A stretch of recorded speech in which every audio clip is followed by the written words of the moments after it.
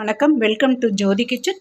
இன்றைக்கி பீர்க்கங்காய் பிஞ்சு காயை வாங்கிக்கோங்க. ஒரு 2 காய் பிஞ்சு காய் அரிஞ்சு இவ்வளோ வந்திருக்கு. லேசாக தோலை சீவிட்டு இந்த மாதிரி ரவுண்ட் ரவுண்டாக கட் பண்ணிக்கோங்க. இல்லை பொடியாகவும் நீங்கள் கட் பண்ணிக்கலாம். இப்போ எண்ணெய் ஊற்றிருக்கேன். எண்ணெய் காஞ்சிடுச்சு.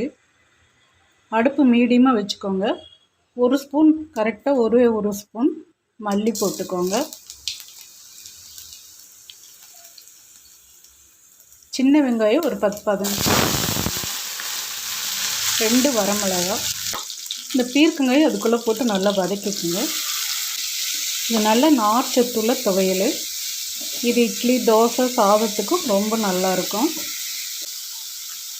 பாருங்கள், தக்காளி புளி போடலாம். புளி போட்டால் அதோடய சத்து நமக்கு கிடைக்காது. ஆனால் புளி போட்டால் ரொம்ப டேஸ்ட்டாக இருக்கும். நான் தக்காளி தான் போடுறேன். நல்லா வதங்கட்டும்.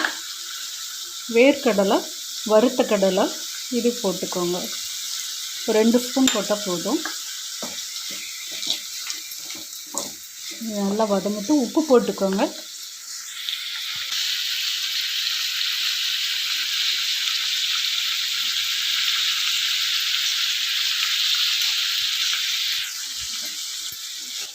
இது நல்லா வதங்கட்டும். சுருங்க வதங்கி ஆறின பின்னாடி மிக்சியில் அரைச்சி எடுத்துக்கலாம். நல்லா சுருளை வதங்கிடுச்சு.